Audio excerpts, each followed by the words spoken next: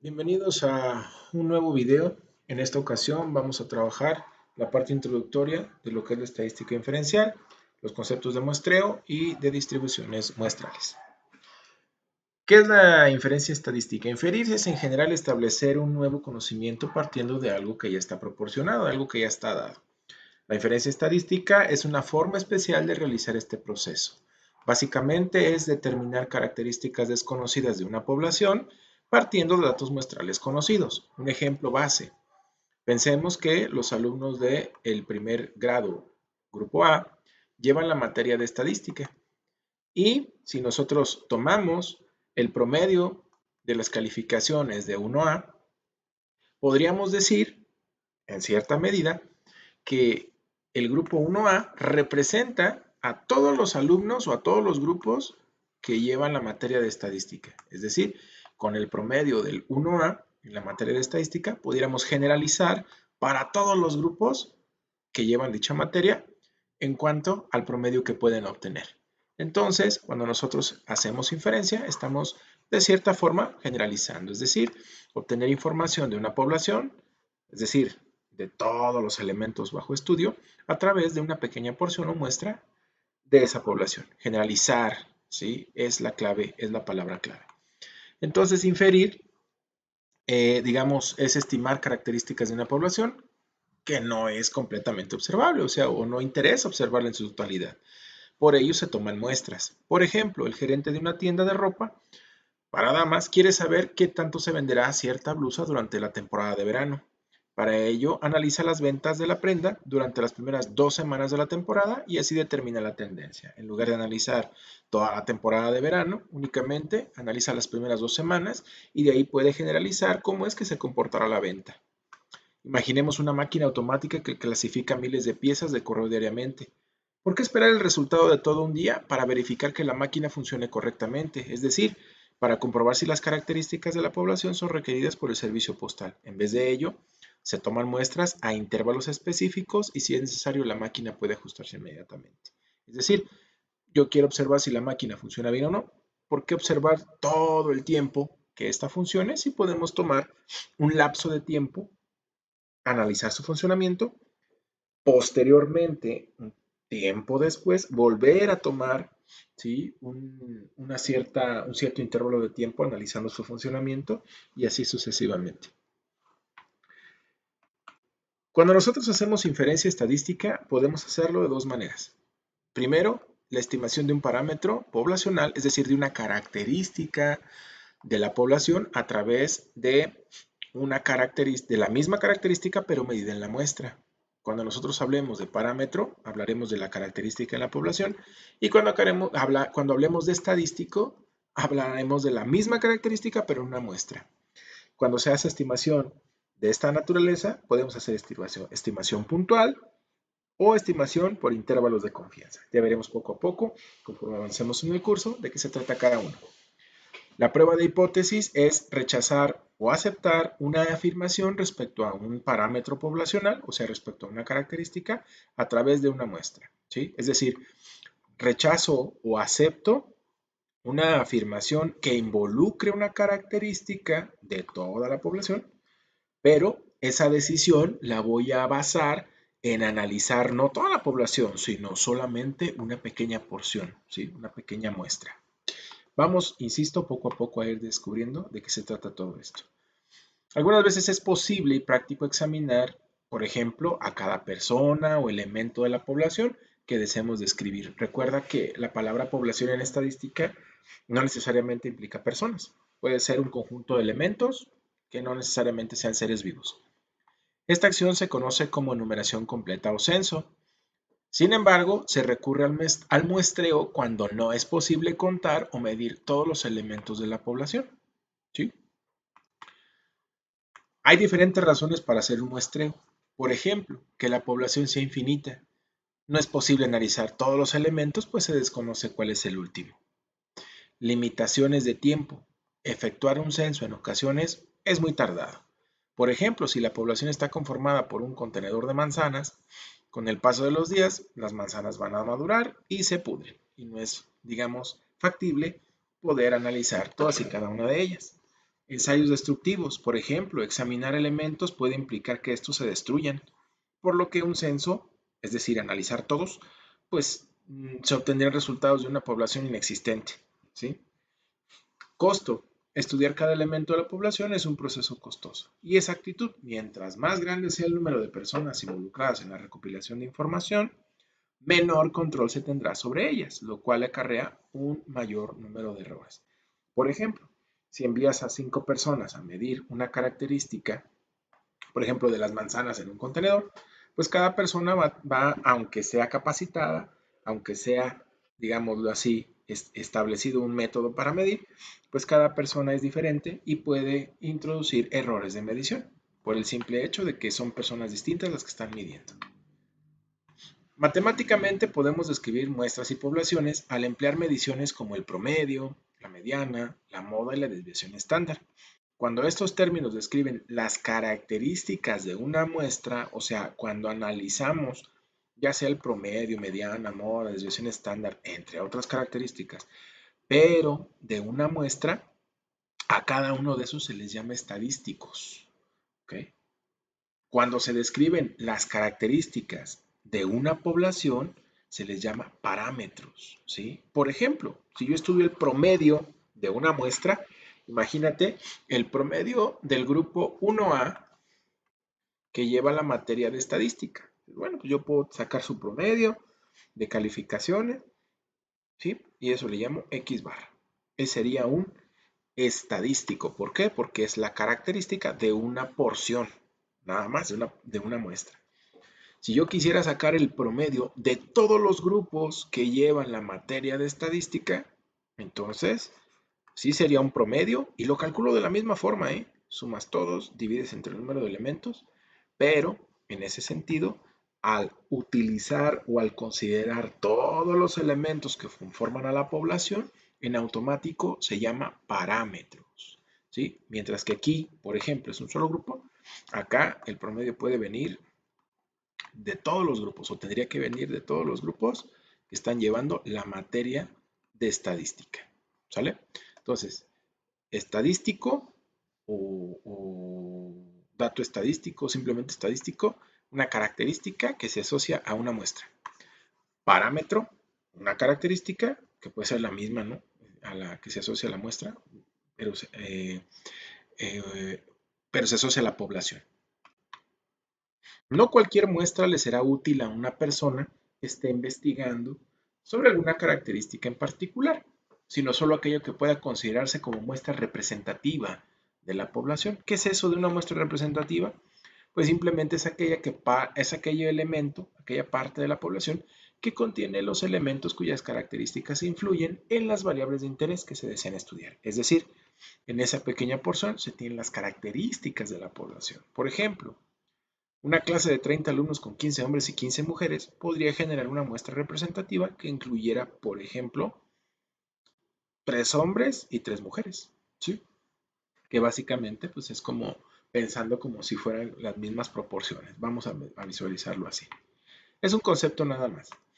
Tipos de muestreo, o sea, cómo podemos nosotros escoger aquellas porciones de la población que nos van a servir para estudiar alguna característica. Es decir, cómo puedo yo generar la selección de elementos a estudiar, ¿sí? De esa pequeña porción que voy a extraer de una población más grande o de la población como tal.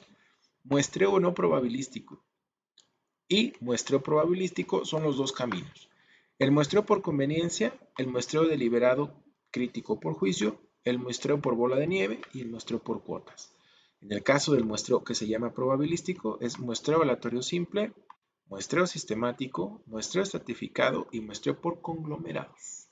Vamos a describir en qué consisten estos elementos. Un muestreo no probabilístico, ¿sí? Puede ser cualquiera de estos cuatro. Un muestreo no probabilístico, en el caso del muestreo por conveniencia, es utilizado para crear muestras de acuerdo a la facilidad de acceso, o sea, qué tan fácil es accesar a los elementos que quiero estudiar, la disponibilidad de personas o elementos de formar parte de la muestra en un cierto tiempo o cualquier otra especificación práctica de un elemento particular. La persona que estudia las características o investigador elige a los miembros solo por su proximidad y se utiliza cuando no existen criterios que deban considerarse para que un elemento pueda ser parte de la muestra. Es algo así como la proximidad, digamos, la facilidad de acceso a los elementos bajo estudio, ¿sí? Es lo que nos determina el muestreo por conveniencia. Dices, ok, pues ¿a quiénes tomo? A quienes tengo más fácil acceso. Y mientras no haya, digamos, criterios que me digan que los puedo excluir o no tomar en cuenta, puedo tomarlos y eso es un muestreo por conveniencia.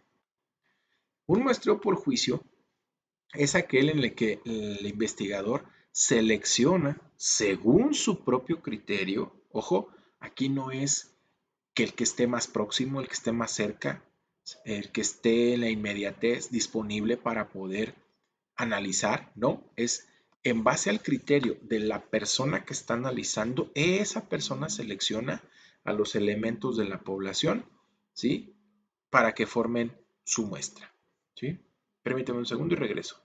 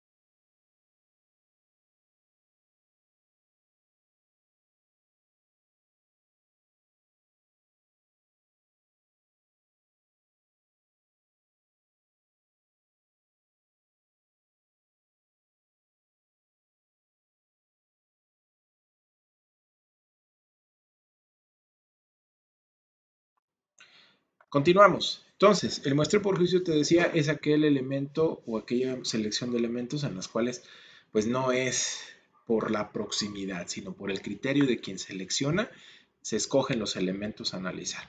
Seleccionan, por ejemplo, seleccionar en base a juicio propio a los ingenieros industriales que elaboran en la empresa Pirelli para una investigación sobre ese perfil profesional, descartando a los que trabajan en otras empresas.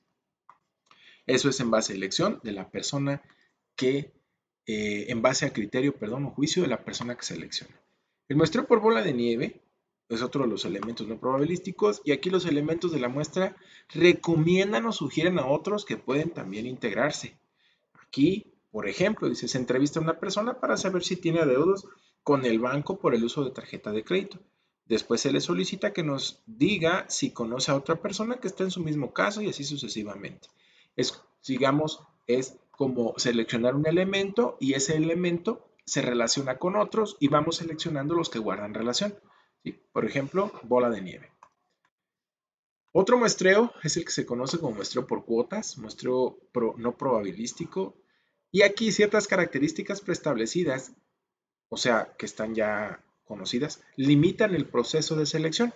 Estas características se conocen como cuota. Por ejemplo, el género, el nivel socioeconómico, la edad, la ciudad, religión, idioma, entre otras. Es algo así como pensar que nosotros vamos a seleccionar, pero para poder seleccionar hay ciertos requisitos que los elementos que podemos, de donde podemos escoger no cumplen. ¿Sí? Por ejemplo, si yo te dijera, haz una encuesta para saber el nivel de preferencia de marca de refresco, pero en los hombres. Bueno, entonces, ¿cuál sería la cuota o criterio de exclusión, digámoslo así? El género. ¿Okay? La edad pudiera ser también uno de ellos, la nacionalidad, el idioma, entre otras. Muestreo por cuotas.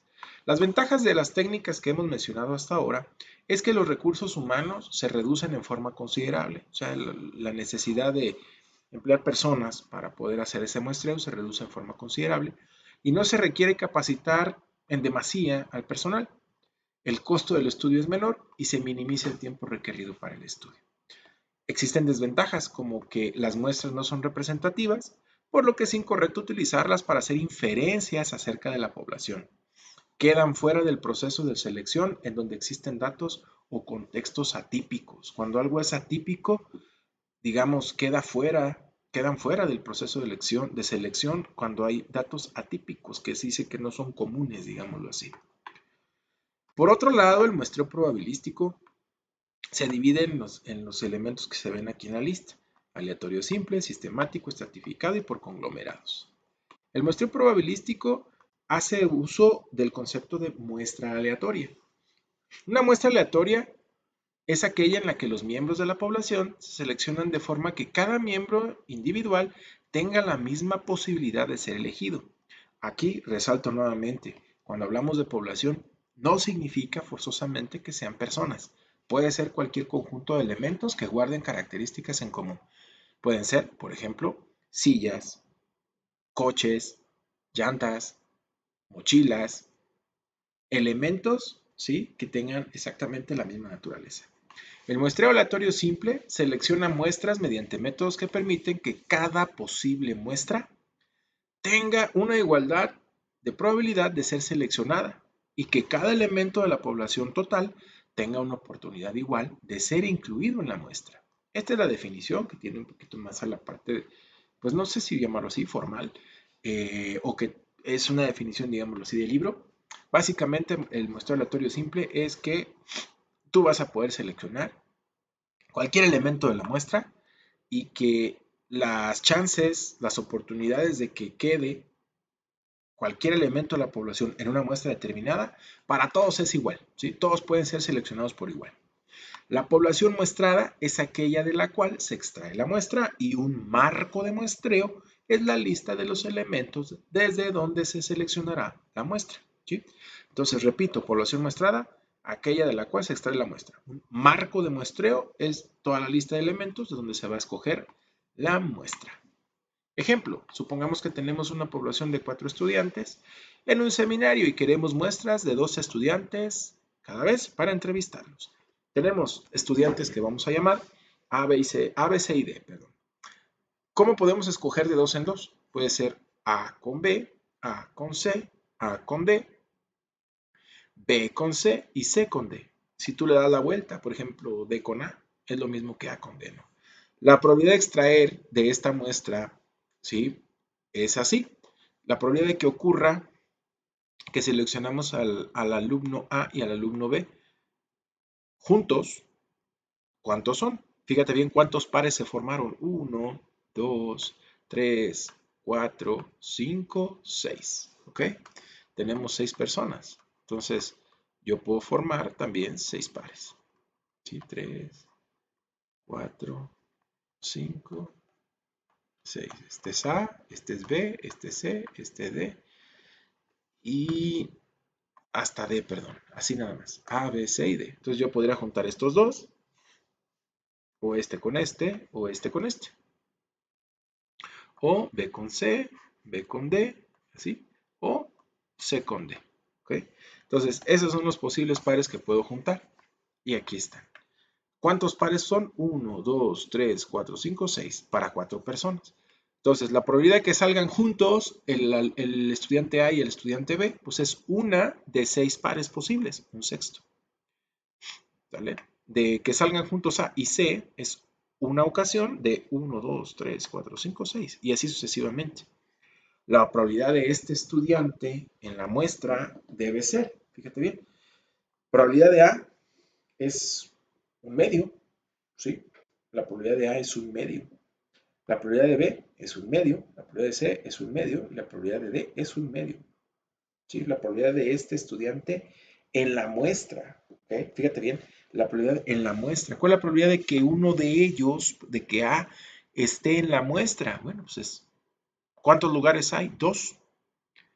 ¿Cuántos lugares va a ocupar A? 1. Entonces la probabilidad de que esté en la muestra es 1 de 2. La probabilidad de que B esté en la muestra, pues es, ¿cuántos lugares hay? 1. ¿Sí? ¿Cuántos lugares va a ocupar B? 1. Entonces 1 de 2. Y así sucesivamente. La probabilidad marginal es igual a la suma de las probabilidades conjuntas de los eventos dentro de los cuales está contenido el evento. ¿Sí? Entonces, la probabilidad de que ocurra A, pues es, en este caso, fíjate bien, la probabilidad de que ocurra A es aquí, 2, 3. En estos 3 está, o sea, vamos a sumar un sexto más un sexto más un sexto. Es un medio. La probabilidad de que ocurra B es donde esté B, ahí lo vas a sumar. Probabilidad de AB. ¿Dónde más está B? La B. Aquí está la B. Aquí está la B y aquí está la B. Entonces la probabilidad de que ocurra uno solo es la suma de las probabilidades donde está presente ese elemento en particular. Entonces, un sexto más un sexto más un sexto. Todo es la suma. Esta es una primera aproximación, ¿sí?, a la parte de lo que es el muestreo, ¿vale? La forma más fácil de seleccionar una muestra de manera aleatoria es mediante el uso de números aleatorios. Los números aleatorios se pueden generar ya sea con la computadora o con una tabla de números. Esta prácticamente en la actualidad ya no se usa la computadora. Determinar el tamaño de la muestra, numerar los individuos del 1 al enésimo y tirar unidades al azar, o sea, probabilidad igual. Ejemplo, cobertura de la vacuna antisarampión entre 1200 niños de una escuela X. Si de esos 1200 tomamos una muestra de 60, hacer una lista de todos los niños, numerarlos del 1 al 1200 y selección aleatoria de 60 números. ¿Sale? Esa es una manera aleatoria de seleccionar.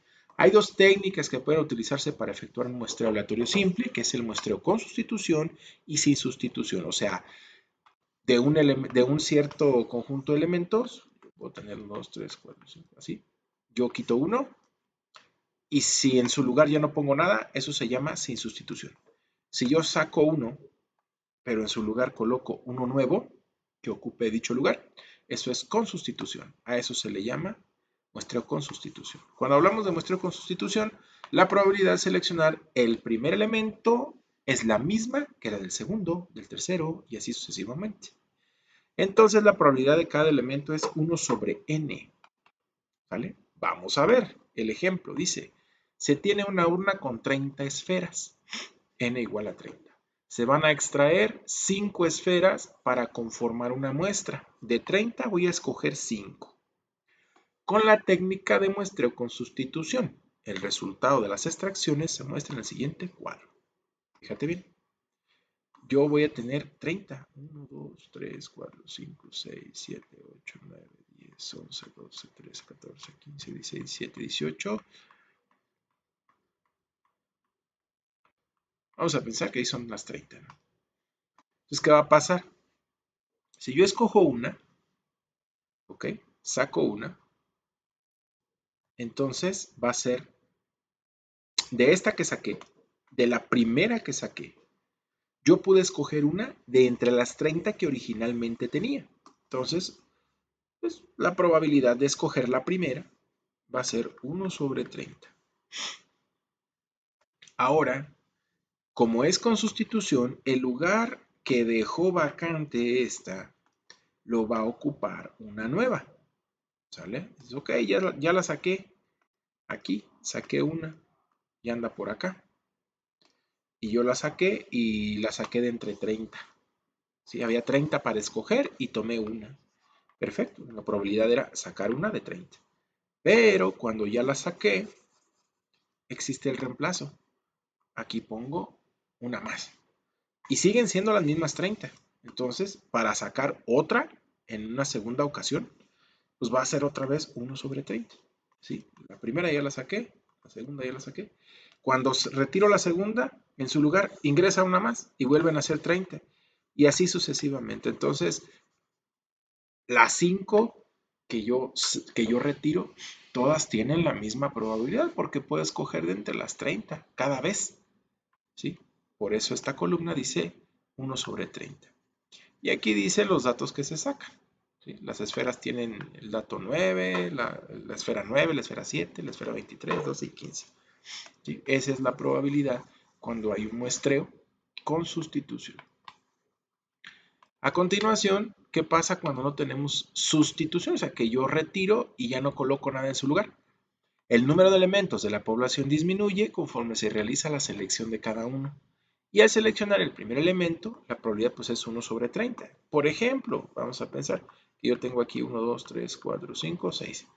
Una urna con 6 elementos. Si yo retiro uno, al principio pues yo pude escoger uno del total, que eran 6. ¿Sale? Ahí está, esa sería la probabilidad. Pero como ya retiré uno, en el siguiente, al sacar la segunda pelotita, yo ya no voy a poder escoger de los 6, voy a poder escoger de 1, 2, 3, 4, 5. Entonces, la siguiente pelotita, yo la voy a sacar una de entre 5 posibles, que sería este, mira. Es 1 entre el total original, que sería 6, menos 1 son 5. Y bueno, saco una más y ya después ya no me quedan 5, me quedan 4. Entonces voy a sacar la tercera, va a ser 1 sobre 4. Puedo escoger una de 4 posibles. Y aquí dice, mira, una entre n menos 2, n es el original, que sería 6, menos 2 son 4. Y así sucesivamente. Ese es el caso cuando no hay sustitución al momento de seleccionar elementos de una población. Y dice, tiene una urna de 30, se va a extraer 5 esferas sin sustitución. Entonces, cuando yo saco la primera, puedo escoger una de entre 30. Cuando saco la segunda, ya había sacado una, entonces es una de 29. Cuando saco la tercera, ya había sacado dos previamente, entonces una sobre 28. Voy a escoger una de 28 posibles. Cuando ya saqué 3, para la que sigue, puedo escoger una de entre 27. Solo tengo 27 disponibles. Y cuando saco la quinta, ya nada más tengo 26 disponibles. Esa es la técnica de muestreo sin sustitución. Cuando nosotros hacemos muestreo sistemático, existe una población finita, o sea, que sabemos cuál es el tamaño de la población. Eso es lo que significa población finita. Y después, ok, vamos de ella a extraer cierta cantidad de elementos que llamaremos n minúscula. A cada elemento se le identifica con un código. Se ordenan todos los elementos de forma ya sea ascendente o descendente. Y se calcula el késimo elemento de la población. ¿Cómo? Dividiendo el total de elementos entre el tamaño de la muestra que yo debo de sacar. Fíjate muy bien. Pon atención. Esta es la dinámica. Si calculas, ya cuando calculas este n entre n mayúscula entre n minúscula, si caes entero, ¿ok? Entonces, los elementos de la muestra es P, P más K, P más 2K, P más 3K. Vamos a hacer ahorita un ejemplo para que quede claro. Si K no es entero, seleccionamos el más próximo al entero, bueno, al resultado que nos dio, al decimal que nos dio. Hay que elegir un elemento entre 1 y K en forma aleatoria, al cual se representa como P. Fíjate bien, este es el algoritmo para el muestreo, ¿sí? Que se conoce como muestreo sistemático. ¿Sí? Paso número 1, dividir población entre el tamaño de la muestra. Si K es entero, escoges un número entre 1 y K y ahí ese va a ser P. Y haces P, P más K, P más 2K, P más 3K. ¿Okay? Si K no es entero, entonces escoges el entero más cercano. Esto está a manera de algoritmo, pero vamos a ver el ejemplo para clarificar. Fíjate, dice así. Una empresa que cuenta con 50 empleados desea obtener una muestra sistemática de tamaño 5. ¿Cuáles empleados formarán la muestra? Paso número 1, calcula K minúscula. Tamaño de la población, del total de empleados, entre el tamaño de la muestra. Tienen que ser 5 personas. 50 sobre 5 es 10. Entonces, K es igual a 10. Elegir un número en forma aleatoria entre 1 y 10. Por ejemplo, en esta ocasión, en este ejemplo, se escoge 3. Este que estás viendo aquí es P. ¿Puedo escoger otro número? Sí, podría escoger el 2, el 1, el 4, el 6, el 7, el 8, el 10 incluso. ¿Sí? Una vez que ya seleccionas uno de ellos, obtienes la muestra. El primer elemento va a ser, ¿sale? El dato número 3. ¿Ok? Quien esté etiquetado como el número 3. ¿Por qué? Todo empieza en P. El siguiente elemento va a ser P más K. El tercer elemento, P más 2 veces K. El siguiente elemento, P más 3 veces K. Fíjate bien. En este ejemplo se selecciona el número 3 como número inicial. Repito, puedes escoger el que tú quieras del 1 al 10. ¿Sale? el que tú quieras, gustes y mandes. Para este ejemplo se escogió el número 3. Quien esté etiquetado como empleado número 3 va a ser parte de la muestra. Y lo único que tienes que hacer realmente, aquí viene como la receta, pero tienes que irle sumando el valor de K. 3 más K, que sería 10, 13. 13 más 10, 23. ¿Sale? 23 más 10, 33. 33 más 10, 43. ¿Sí? En esencia es eso. Escogiendo ya el valor de P, tú lo escoges libremente entre 1 y el valor de K. Tú lo escoges. Escoges el primer número, eso es P, pum, y de ahí vas sumándole el valor de K. Y te va a dar tus elementos de la muestra. Ahí están, miren. Son 5. 3, 13, 23, 33 y 43. Son los elementos, quienes sean los empleados con esos números, formarán la muestra de los 5 elementos necesarios. ¿Okay? A manera de ejemplo, pudieras intentar hacer, si yo escojo otra elección, por ejemplo, P igual a 5, ¿no? Así. 5 más 10 y luego otra vez más 10, más 10, más 10. ¿Sí? ¿Por qué más 10? Porque ese fue el valor de K. Si K te diera diferente, pues bueno, entonces tendrías que ir sumando este otro número que te dio, ¿no? Siempre el número que vas a escoger es entre 1 y el K que te da como resultado de la división. Puedes hacer la pausa del video, tomar tus notas pertinentes y observaciones pertinentes. El muestreo estratificado hace uso del concepto de estrato. ¿Qué es estrato? Es un subgrupo, subconjunto, parte de, ¿sí? de unidades de análisis que difieren en las características que van a ser analizadas. Cada estrato es más homogéneo, es decir, tiene elementos mayormente similares en su interior con respecto a las características que se estudian, pero heterogéneos, o sea, mayormente diferentes entre ellos, ¿sí? Entre sí. Su tamaño puede ser igual o diferente de los otros y son mutuamente excluyentes. Vamos a tratar de clarificar este concepto. Básicamente, estrato, conjunto de elementos que guardan características mayormente similares, pero dentro de las características que tienen, digamos, en común, si comparas otros del mismo tipo, pueden ser distintos a la vez. ¿Cómo sería esto? Imagínate un grupo en un salón de clase donde, por ejemplo, ¿no? Todos son alumnos, ¿sí? Todos son alumnos del 1A del curso de estadística. Todos son alumnos. Elemento en común, alumnos de la materia de estadística del grupo 1A. Pero dentro del grupo puede haber, por ejemplo, los deportistas, ¿sí?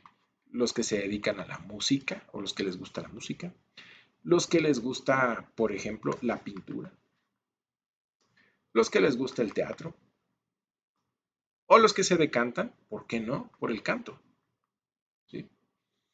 Entonces, en ese sentido, aunque todos en común son alumnos y pertenecen al 1A, el estrato sería dentro de este pequeño grupo, dices, bueno, ¿qué es la característica en común? Que les gusta el deporte, ¿sí? Y comparado, aunque sean alumnos del mismo grupo, comparado, por ejemplo, acá los de este lado, dicen, no, a nosotros no nos puede gustar el deporte. Si somos alumnos, formamos parte del mismo grupo, pero a nosotros no nos gusta el deporte, nos gusta el canto. Entonces, aquí es cuando decimos, los elementos del estrato de los deportistas pues, son similares entre sí, pero comparados con los elementos del estrato de los alumnos que prefieren el canto, son heterogéneos, o sea, presentan diferencias entre ellos, a pesar de que forman parte del mismo salón, del mismo conjunto. Se toma una muestra aleatoria de cada estrato y al unirse todas las muestras se obtiene la muestra representativa de la población. Entonces, el muestreo estratificado puede ser un muestreo proporcional o un muestreo desproporcional. ¿Okay? El muestreo proporcional es aquel en el que, no importando el tamaño de la población, ¿sale? Yo tomo exactamente la misma parte o porcentaje de cada población. O sea, por ejemplo, yo digo, Oye, del grupo A hay 500 personas, del grupo B hay 1000, del grupo C 1500 y del grupo D 2000. Si el muestreo estratificado es proporcional, significa que de todos tomo el mismo porcentaje, que en esta ocasión sería la mitad, 50% o un medio. No importa que las poblaciones sean diferentes o que los tamaños de los elementos sean diferentes. ¿Sí? Yo tomo siempre el mismo porcentaje, lo manejo por porcentaje. El porcentaje de aquí, la mitad, la mitad, la mitad, la mitad. Y así quedaría. Eso es estratificado proporcional.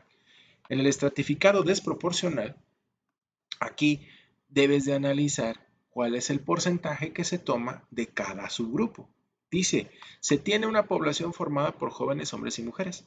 Si la población está formada por 750 jóvenes en una proporción de 60% mujeres y 40% hombres, para obtener una muestra de 75, ¿cuántas mujeres y cuántos hombres debo seleccionar?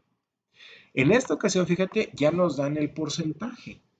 Si no nos dieran este porcentaje de hombres y mujeres y nos dijeran más bien, son 750 jóvenes. De esos nos dan cierta cantidad de mujeres y cierta cantidad de hombres. A ti te tocaría sacar el porcentaje, ¿sí? Dividiendo la cantidad de mujeres entre el total y dividiendo la cantidad de hombres entre el total.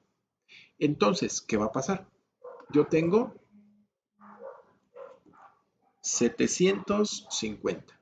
De esos 750, ¿ok? 60% mujeres, puedo poner así. Entonces, por ejemplo, 50, 60, ahí está. 60% mujeres y 40% hombres.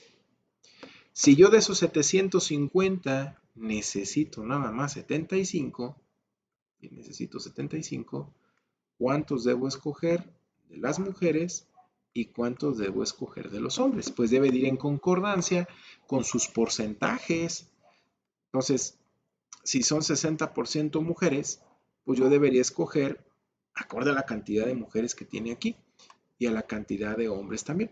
O sea, si yo dijera, pues son 75, pues 36, 38 y 37, ¿no? Por ejemplo. Dicen, no, pues es que hay más mujeres, ¿cómo vas a escoger más mujeres, más a mujeres?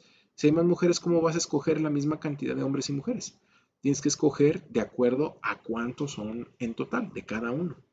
Para ello, pues bueno, paso número 1, sabemos que son 60%, son 6 de cada 10.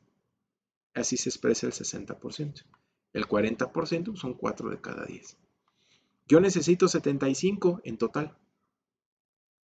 Pero de esos 75 voy a sacar el 60%. ¿Por qué? Porque la muestra original, la población original, perdón, tiene 60% mujeres. Entonces de esos 75 también voy a sacar el 60%. ¿Sí? Entonces ahí está. Y del 75 voy a sacar el 40%. Incluso pude haberlo multiplicado así nada más. Por 0.6.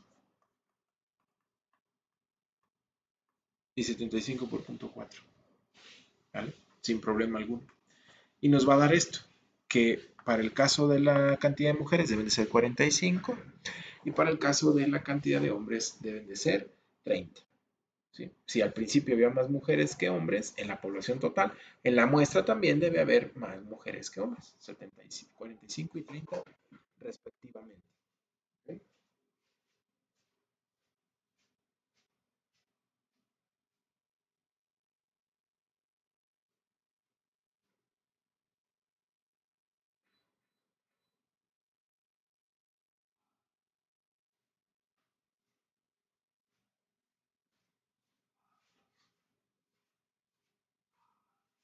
Continuamos entonces, voy a borrar esta parte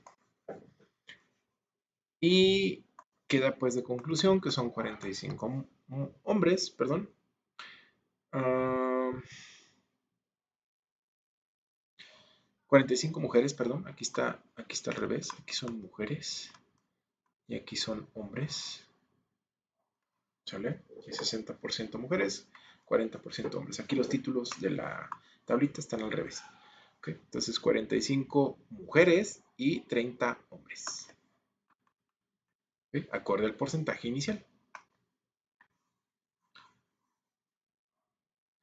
Insisto, si aquí nos dieran, en lugar del porcentaje, nos dijeran en 750 jóvenes hay X número de mujeres y X número de hombres, nomás te tocaría sacar a ti el porcentaje, que sería el número de mujeres entre el total y el número de hombres entre el total. Y con ese porcentaje lo multiplicas aquí abajo para la muestra, con la muestra, para saber cuánto le toca de la muestra a cada estrato.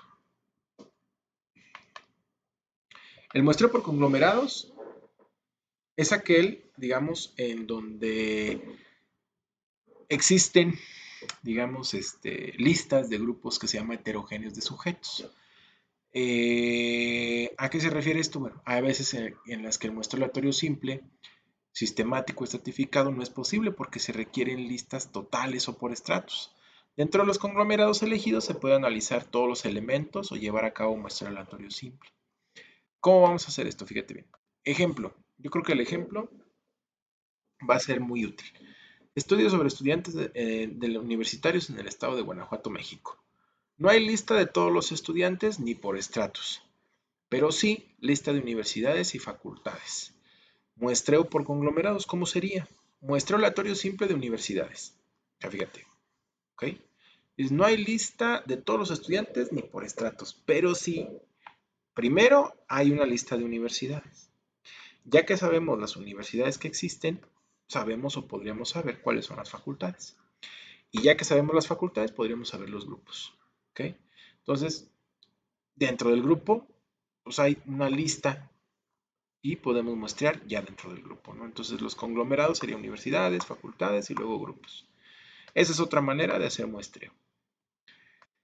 En ese sentido, vamos a decir que en cada una de las distintas muestras que pueden ser extraídas de una población, se pueden calcular características o estadísticos como el promedio o la proporción, o sea, porcentaje de elementos que presentan una cierta característica o una cierta o un cierto valor en una característica en particular. Por ejemplo, el promedio de estaturas o la proporción, o sea, el porcentaje de licenciados universitarios. Entonces, a partir de una muestra, ¿sí? Nosotros tenemos toda la población, hacemos algún proceso de muestreo para analizar una porción o una parte de esa población y medimos aquí. Ya que medimos aquí, podemos generalizar otra vez hacia la población. ¿Sale? Ese es el camino de la primera de la inferencia estadística, ¿ok? A partir de una muestra, generalizar una característica en particular para toda la población.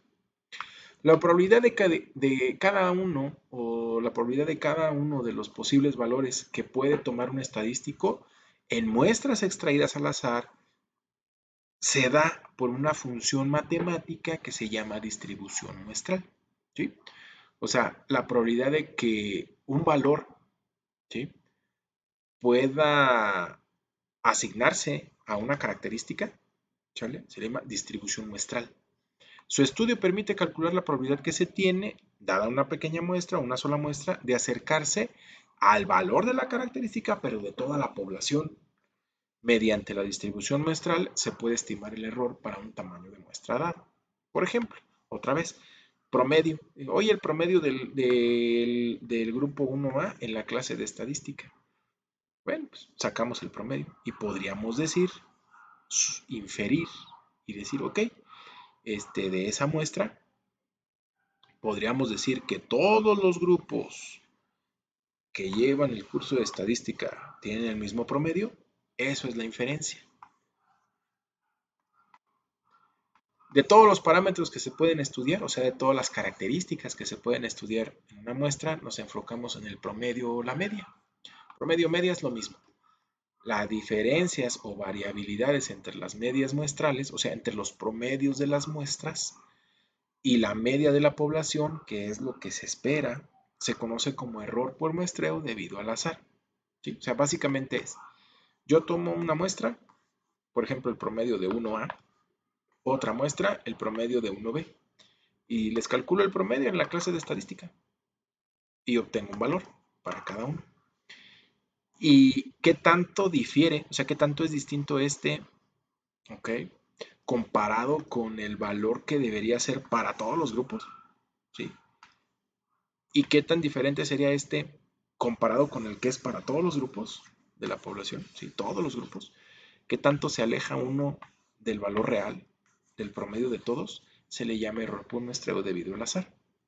Y el valor estadístico o promedio muestral, calculado a partir de una muestra aleatoria, varía de una muestra a otra. Por lo anterior, es necesario estudiar la distribución de todos los valores de las medias muestrales. De nuevo, si yo calculo el promedio de la clase de estadística en el grupo 1A y calculo el promedio de la clase de estadística de los alumnos en la clase de estadística en el 1B, no necesariamente son iguales, ¿sí? Entonces es necesario estudiar cómo se comporta el promedio en todas las muestras. Eso se le llama, ¿sí?, la distribución de medias muestrales, ¿sí? Entonces imagínate que este es todos los grupos que llevan estadística. Aquí van todos. Y que de eso yo digo, a ver, voy a seleccionar primero, a ver, calcular el promedio de la clase para el 1A, para el 1B, para el 1C. ¿Sale? Entonces, cada muestra va a tener su promedio. Y en ese sentido, pues bueno, va a ser el conjunto, ¿sale?, de promedios de cada una de las muestras. Eso se le llama distribución de promedios o medias muestrales. O sea, los valores, pues, de todos los promedios de cada una de las muestras. O de los promedios de cada una de las muestras. Ejemplo, dice, se supone una variable aleatoria X que tiene el siguiente conjunto de valores, 2, 4, 6 y 8. Se eligen muestras aleatorias de tamaño 2 con reemplazo. Encontrar la media poblacional, la desviación estándar, la media de la distribución muestral de medias, la desviación estándar de la distribución muestral de medias, aunque parezca trabalenguas, y graficar la distribución de las medias muestrales. O sea, básicamente es calcula el promedio, ¿sale? Y después dice, se eligen muestras de tamaño 2 con reemplazo, ¿sale? Ya vamos a escoger de 2 en 2. Por ejemplo, así, así, así, así, así, ¿ok? O así, con reemplazo, ¿sale? Puedes escoger de a 2 en 2. Y ya es que calcules de 2 en 2, calculas el promedio de cada par. Eso es la de media distribución muestral de medias, ¿sale? Fíjate bien, vamos poco a poco. Entonces, la media poblacional. Los valores son 2, 4, 6 y 8. Son los valores que nos da la lista. La probabilidad de que salga el 2, pues es 1 de 4. La probabilidad de que salga este número, son 4 en total, pues es 1 de 4 y así nos vamos. El valor esperado o media o promedio, pues es sumar todos y dividir entre el número de elementos que son 5. 1, 2, 3, 4, ¿sí? Perdón, 4 y el resultado es 5. Ahora sí, ¿sí? 8 y 6, 14 y 4 son 18 y 2 son 20. Entre 4, el resultado es igual a 5. Vamos a calcular la desviación estándar de la población. La ecuación es esta que ves aquí. La puedes anotar sin problema alguno. La desviación estándar es el valor, cada X lo elevas al cuadrado, multiplicas por su probabilidad de que ocurra, menos el promedio que nos dio 5 al cuadrado. Pero ten cuidado, primero vas a hacer esta porción, mira, toda la suma que implica aquí. De hecho, esa es lo que ves entre corchetes, ¿vale? O sea, suma, dice, multiplica cada X, ¿sí? Cada X que sería 2, 4, 6, 8, por su probabilidad, que habíamos dicho que era en la diapositiva anterior, un cuarto, ¿sale? Entonces va a ser X al cuadrado, 2 al cuadrado, ahí está. Por la probabilidad de que salga el 2, pues es 1 de 4, mira, 1, 2, 3, 4, es 1 de 4, ahí está. Luego, más, ya aplicamos pum. Otra vez, el número que sigue es xy al cuadrado, sería 4 al cuadrado, aquí está, por la probabilidad de que este salga, que nuevamente sería 1 de entre 4, ahí está. Más, ahora al cuadrado, porque dice xy al cuadrado, sería 6 al cuadrado, ahí está, por la probabilidad de que lo podamos seleccionar, pues que es un número de entre 4, otra vez un cuarto. Y finalmente el último x, que sería el 8. Estos son los datos que da el problema al inicio, los números. X al cuadrado sería 8 al cuadrado por la probabilidad de que salga, que sería un cuarto. Y listo, ya tenemos esta sumatoria. Ya que terminamos la sumatoria, hasta que terminamos la suma, le restamos una sola ocasión el promedio que nos dio elevado al cuadrado, que fue 5. Se hace toda la cuenta, con mucha calma, y llegamos al valor de que sigma cuadrada es igual a 5. Por lo tanto, el sigma es la raíz de x, es igual, en este caso es la raíz de 5, perdón, 2.23. ¿Sí? Anótale, por favor. Estoy contigo en un...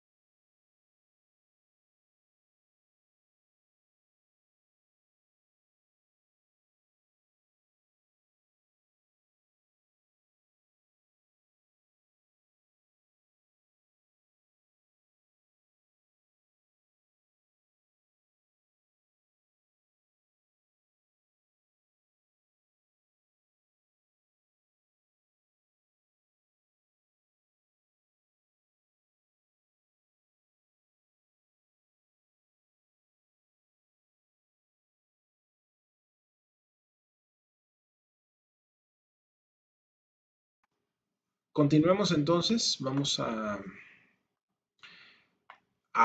continuación a mostrar el inciso C, que es cómo calcular, ok, cómo hacer la lista de elementos que forman las posibles muestras, porque acuérdate que dice el ejercicio que tenemos que hacer muestras de tamaño 2. ¿Cómo vamos a hacer? Y es con reemplazo. O sea, tenemos el número 2, 4, voy a ponerlos aquí en la lista. Sería 2, 4, 6 y 8. Si yo retiro el 2, ok, tengo que colocar nuevamente el número 2, porque es con reemplazo, o sea, reemplazas con el mismo elemento. Y si yo retiro este de acá, es ok, ya seleccioné el 2, ya lo quité. Pues, ¿qué crees? En la siguiente va a volver a aparecer, que lo reemplazamos. Entonces, yo podría en segundo lugar, si ya saqué primeramente el 2, volver a sacar el 2. ¿Por qué no? Si dices, ok, ya vuelvo a sacar el 2. Y listo. Me queda 4, 6 y 8. Entonces, esa sería la lógica. ¿Sí? Y vuelvo a reemplazar nuevamente el 2. ¿Sale?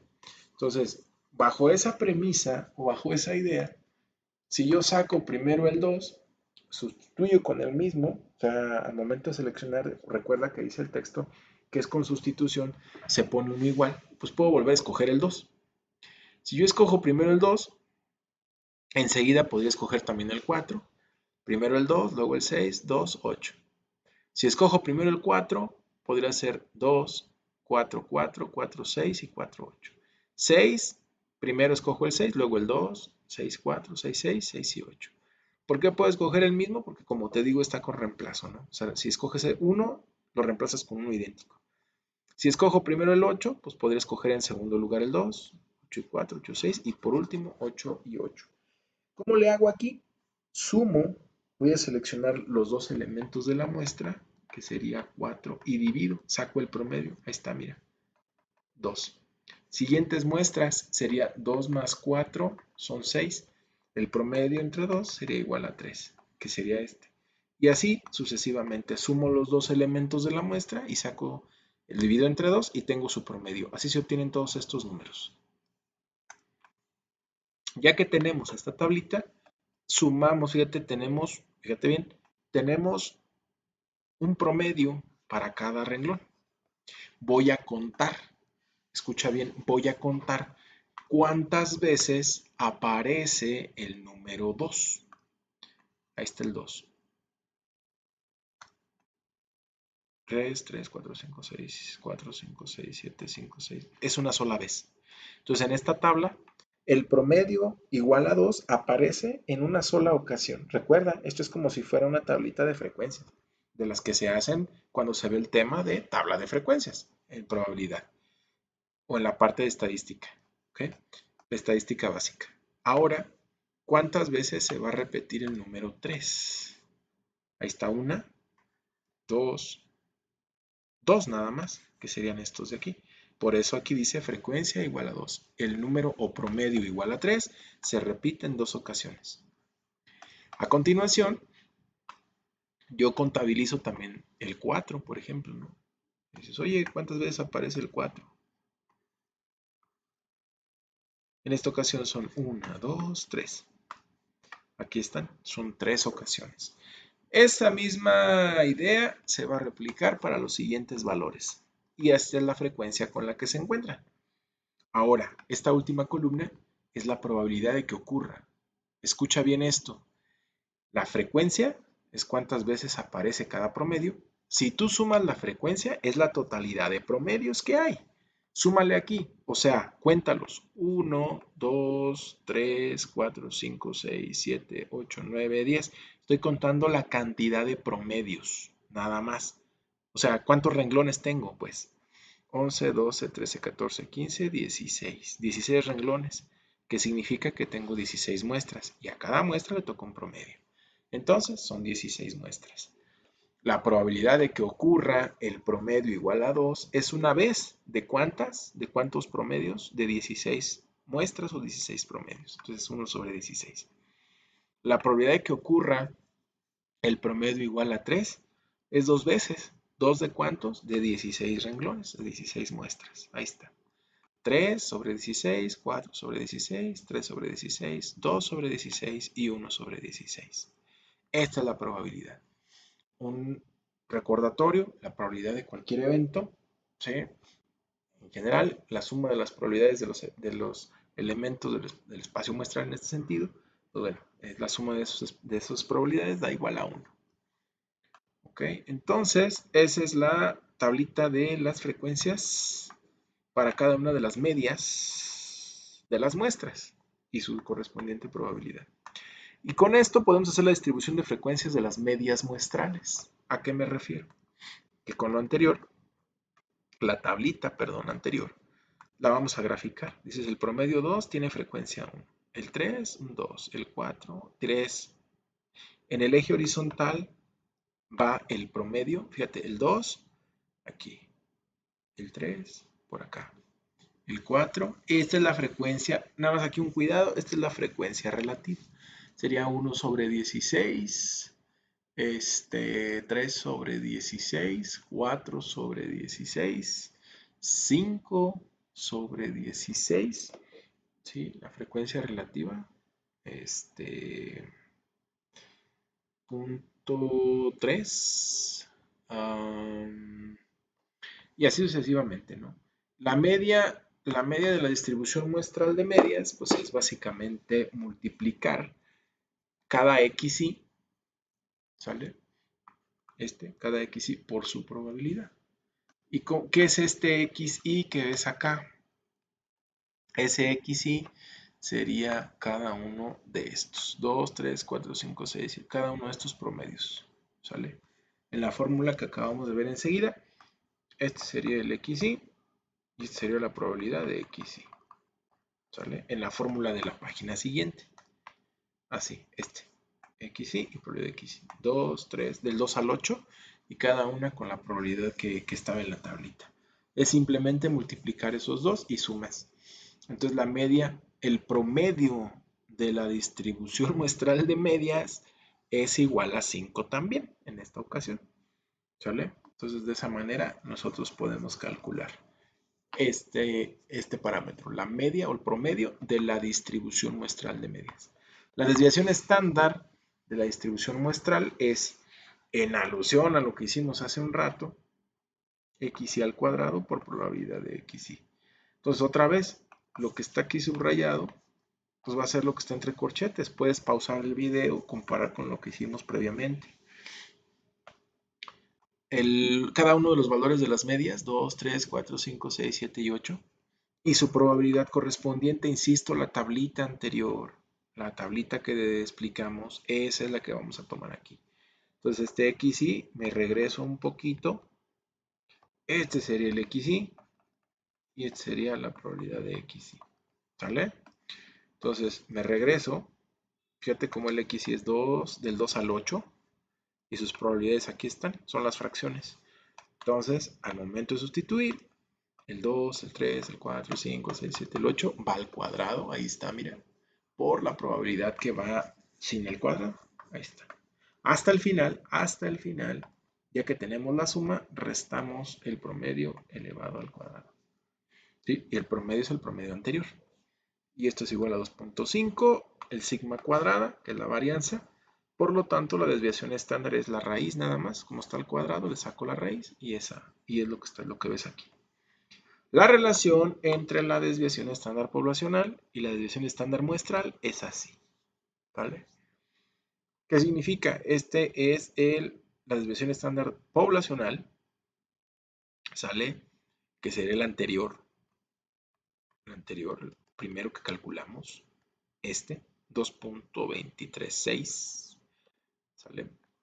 Y la raíz de n, que es la raíz del tamaño de la muestra, ¿sale? N es el tamaño de la muestra es que de 2, tomamos de 2 en 2. Si hacemos la división nos da exactamente lo mismo que hacer todo esto, mira. O sea, del primer dato que ya teníamos, de esta, la desviación estándar, nada más la dividimos entre la raíz del tamaño de la muestra y ya tenemos exactamente el mismo proceso que hacer todo este desarrollo de la parte de arriba. Con calma, por favor, haz las anotaciones pertinentes de todo lo que se está diciendo y trabajando. El teorema central del límite proporciona información referente a las tres características de la distribución muestral de X barra.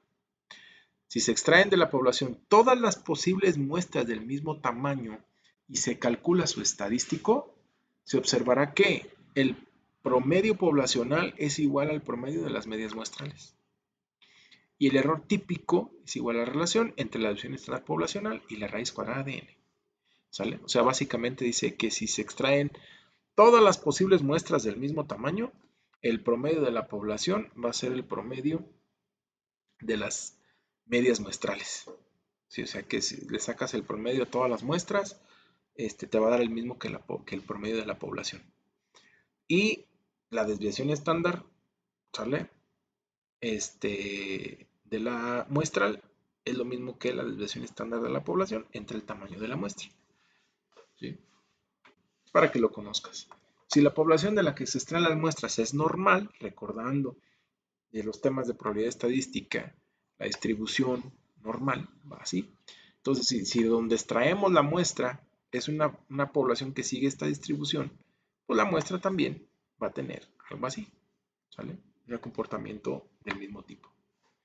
Si la población no se distribuye de forma normal, entonces el tamaño de la muestra debe ser mayor o igual a 30 para que la distribución tenga una forma de campana. Entonces, la fórmula para calcular la probabilidad del comportamiento del estadístico, ¿sí? En este caso, o sea, el estadístico me refiero a la característica, pues, de la muestra. En este caso, el promedio de la muestra queda expresada de la siguiente manera. ¿Sale?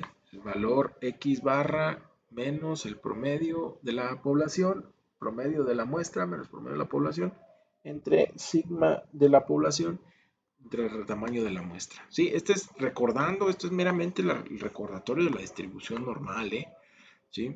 Para que, digamos, tengan nociones. Voy a abordar el último ejemplo.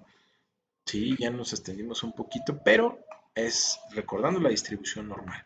Por ejemplo, dice Vancomer, estima que sus cuentas individuales de inversión tienen una distribución normal con un promedio de 12.000 y una desviación estándar de 9.798. Si un empleado selecciona una muestra de 150 cuentas, fíjate bien, ¿cuál es la probabilidad de que la media muestral, o sea, que el promedio de esas que seleccionó, esté entre 11,300 y 13,400 pesos? ¿Sale? Entonces dice, Bancomer estima que las cuentas de inversión tienen una distribución normal, o sea que los datos se comportan como así, como campanita, ¿ok?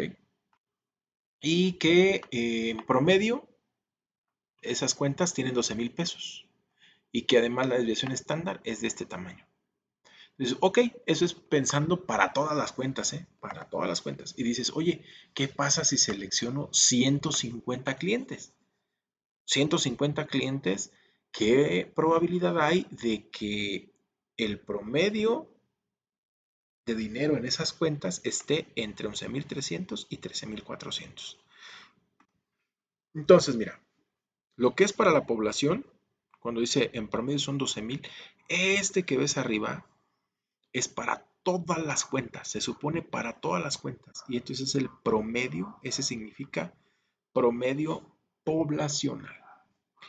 Y la desviación estándar de todas las cuentas es la desviación estándar poblacional. Ahora, este es el tamaño de la muestra. Son 150 clientes, no todos. Por lo tanto, la desviación estándar muestral es la desviación estándar de todos los clientes, la poblacional, 9,798, entre la raíz del tamaño de la muestra, que son 150. Si hacemos la operación, nos da 800. Entonces, ¿cuál es la probabilidad de que la cantidad de dinero, el promedio en las cuentas de inversión, esté entre 11,300 y 13,400? Pues bueno, de acuerdo a la parte de la distribución normal, recordando, si yo busco los elementos que están, ¿okay?, a la derecha, acuérdate que el valor z te da la probabilidad de que z sea menor o igual a un valor en específico. Lo voy a llamar aquí A. Es la probabilidad que te da del lado izquierdo. Si yo quisiera, al contrario, la probabilidad que esté del otro lado, pues sería probabilidad de que z sea mayor o igual a A, pues es 1 menos la probabilidad de z menor o igual a A. ¿Sí? O sea, 1 menos lo del lado izquierdo. Recordando, ¿verdad? Claro está, esto se ve en el curso de probabilidad. Cuando tengas tú básicamente dos números que ves acá, lo voy a poner así, probabilidad de que x, así, sea mayor o igual a A, pero menor que B. La fórmula indica que tienes que hacer probabilidad de x menor que B menos probabilidad de x menor que A. ¿Sí? Si quieres copiar la formulita, te va a servir de mucho. ¿Sí? Cuando observas y dices que una característica debe estar, el promedio en este caso debe estar entre dos valores, restas primero este de acá menos el de la izquierda. ¿Sale? Entonces fíjate cómo dice 13,400, es el de la derecha, 13,400 menos el de la izquierda, así. Y recordando que pues, la variable, la distribución normal, tenemos que transformar a la variable z. ¿Sí? Entonces, x barra es el valor muestral, lo de la muestra, lo de los 150 clientes, el promedio. En este caso, z1 serían 13,400 menos el valor de la población entre el resultado de esta cuenta, que fueron 800. ¿Sale? Aquí está. Se hace la operación y es 1,75. En este caso 11,300 sería el otro valor, o sea, necesitamos transformar este y este. Primero se toma el 13,400 y se utiliza la fórmula, aquí, esta de aquí, ¿okay?, con estos datos, ¿sí? Y mejor dicho, y este de aquí se utiliza acá, ¿okay? Entonces este sigma básicamente es este número de abajo, ¿sale? Así. Y entonces voy a dejar de hacer el borradero aquí para poder decir, ok, transformo, decía yo, que sería este de aquí, a ese le resto el promedio poblacional, 12,000, entre lo que resultó de esta cuenta, que fueron 800, aquí está, mira. Entonces el valor de 13,400 pesos en el caso de la variable z es equivalente a 1.75. En segundo lugar, yo necesito transformar estos 11,300, aquí está, del resto del promedio, que fueron 12,000, entre el resultado de esta cuenta de abajo, que fueron 800, y es menos 0.875. Entonces este tiene su equivalente aquí. Este sería este y este sería este. ¿Sale? Perdón. Ese sería este de acá. Por lo tanto, nuestra variable de decir el promedio de en las cuentas de inversión que esté entre 11,300 y 13,400 pesos, en términos de la variable z, sería lo mismo que hablar que esté entre menos 0.875 y 1.75. Y otra vez, como te lo vuelvo a repetir, la fórmula que utilizamos aquí es A Z menor a B, probabilidad de Z menor que B, menos probabilidad de Z menor que A. Que básicamente es ir a buscar estas dos en las tablas. Acuérdate que las tablas es, me ubico en el valor de Z, que sería 1.7, el entero y el decimal, 1.7, y el segundo decimal es 5, entonces yo voy para acá, 1.75, y sería 0.9599, aquí está, ¿sale? Menos, que hay un menos, el siguiente sería menos 0.875, entonces Z es menos 0.8, y el segundo decimal es 7. Aquí está, mira, 0.87. 3.87 menos 0.8 y voy al segundo decimal es 7, 1992. 1992.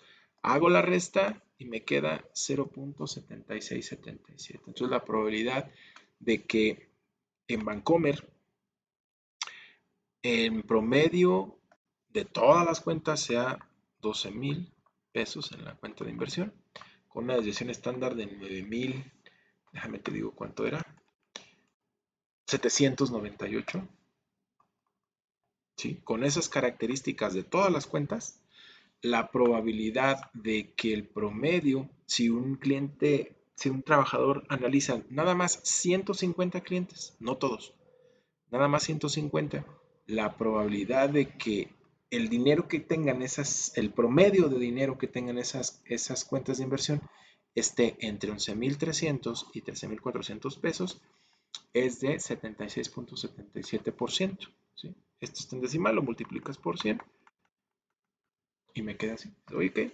Entonces, conociendo que de todas las cuentas este es su promedio y esta es su desviación estándar, si escojo a 150, no a todos, solo a 150, repito, la probabilidad de que ese dinero, el promedio del dinero en esas cuentas esté entre 11,300 y 13,400, de esas 150, el promedio tiene una chance, tiene una probabilidad del 76.77%, ¿vale? De que esté entre esos dos valores, dicho promedio de dinero, ¿sale?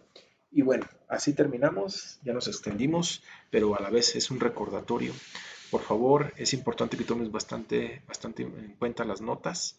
Toma las notas, toma las observaciones.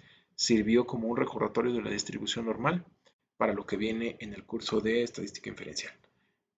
Nos vemos en el próximo video. Muchas gracias.